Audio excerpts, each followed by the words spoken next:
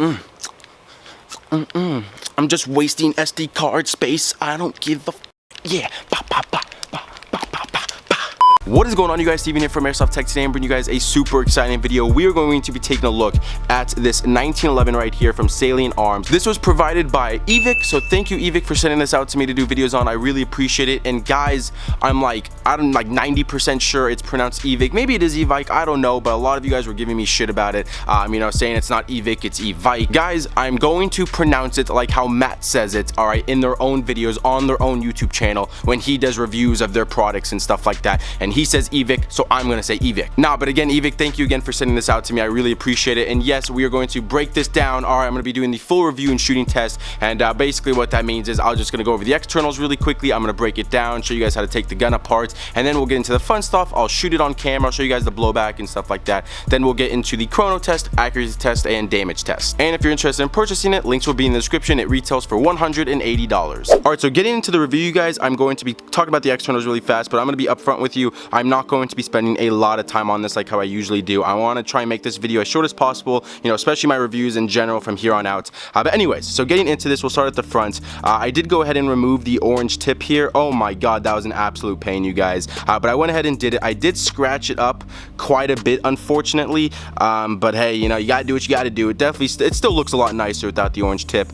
And then above that though, we do have like this fiber optic little front iron sight right there. They don't have them on the back. They're just like metal posts. But the front one, if you guys can actually see that, hopefully I can get that for you guys. Yeah, there you go. That's not too bad. Moving back just a little bit though, I want to go back to the barrel here, the outer barrel that is. Oh my god, you guys, please take a look at that. It says SAI right there. I know it's probably hard to see because of the reflection of the sun, but I'm trying to get that for you guys. And then up there it says 45 ACP, if you guys can read that right there. And yes, it will start to wear a little bit if you guys can see these scratches, but obviously it's going to be going back and forth, so there's going to be some wear. But let me just go ahead and pull the slide back. Oh my god, take a look at that outer barrel. Yeesh, that thing is so freaking nice. So now right beneath this, we do have a little glossy button, and if you guys are curious what that is, it will actually help you take apart the gun, help you remove the slide, because you just push this in. Basically this slide release right here just pops right on out, but I'll show you guys that, don't worry.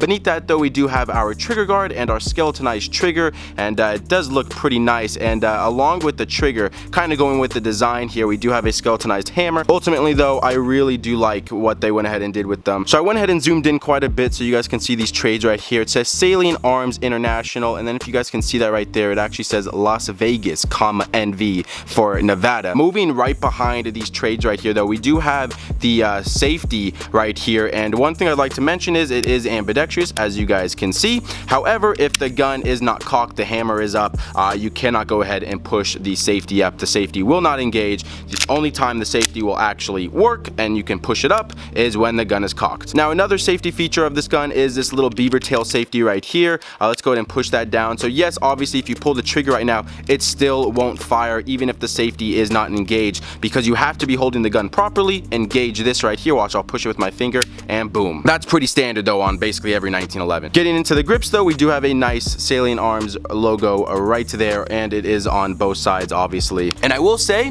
this is probably one of the most comfortable pistols to hold. I don't know what it is. I think the grip is just super beefy. I really don't know, but yeah, it just feels really nice. Why don't we go ahead and move down just a little bit to the magazine. So this is the green gas version, and as I talked about, you can get the 4.3 inch model or the 5.1 inch model, and with each model you can get either green gas or CO2. And this is probably my first con with the gun, is filling the magazine up, because with the green gas cans or whatever, you have a tiny little nozzle piece or whatever to go ahead and push it in and put the gas in. And I don't know, maybe it's just because I'm stupid or something like that, but I can't ever feel like I never feel like I get enough gas in the magazine. So what you have to do is actually push in this little button in there. You have to have like a little screwdriver or like a little pen, or I don't know, anything skinny enough to push in there. A button will push down, and then you just take off this huge base plate right here. And this is actually metal too, which is kind of crazy.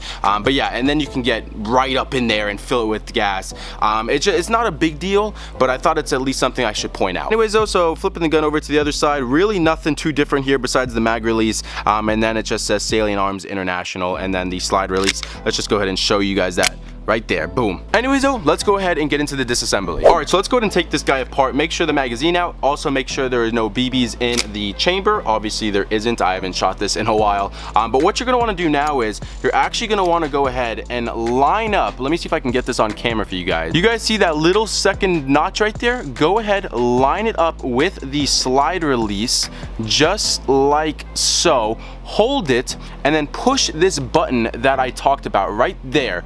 Push that button and the slider release should just pop right on out. Take it out just like so, and your slide should come off super smooth. So that is what the inside of the slide looks like. You can go ahead and take this completely apart if you want, do some maintenance. You're obviously gonna have to take it apart to clean it every now and then, but most importantly, there is your hop up, that little red dial wheel thingy right there.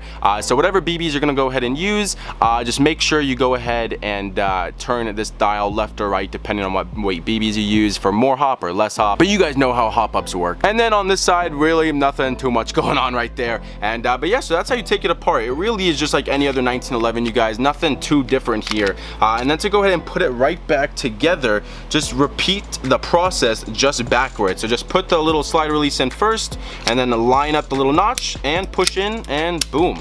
You are absolutely done. Make sure everything still works. Yep, everything still seems to be working just fine. Safety still works, and you are good to go.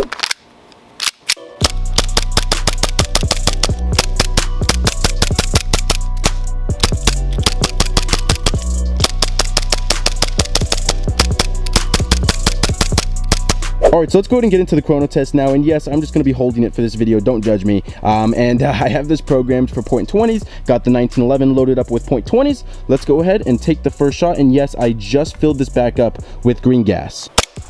336.5, 333.5, 338.6, 338, 335, 334, 335. That one did not read. And that one did not read. So I would say this probably hovers at around 330 to 335. So yes, you could definitely take this to a CQB field because it is indeed shooting below 350 FPS. But regardless though, why don't we go ahead and get into the next test, which is the accuracy test. And I will probably be standing back at around, I would say 50 to 55 feet, somewhere around that range.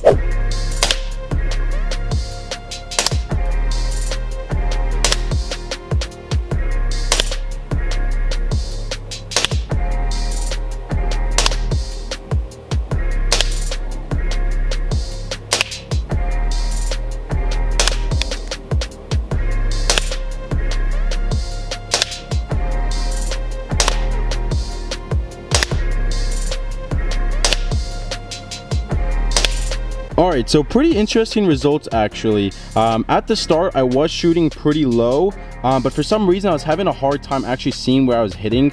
I usually can see, I don't know why I was having trouble seeing these for some reason, but then I saw them and I started aiming a little bit higher, and then for some reason they just whoop, went, these three just came up here, and then we got a few more right in here. So I would say the majority though is like probably about, I don't know, like a 1.5 inch, I would say maybe 2 inches max, grouping with these flyers and stragglers and stuff like that. But regardless though, you guys, 50 to 55 feet, I hit the target basically every single time, if not every single time. And remember, this is someone's torso, this is a plate carrier, and this is just the size of my hand. So even if I did miss the target and just hit the plate carrier, that's still really impressive.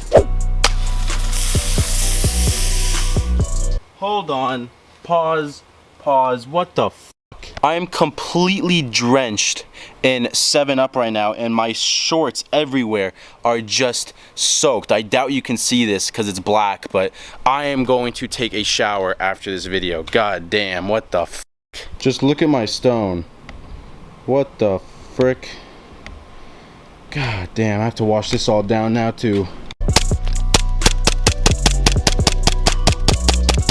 You bitch, motherfucker, bitch, motherfucker, bitch, motherfucker,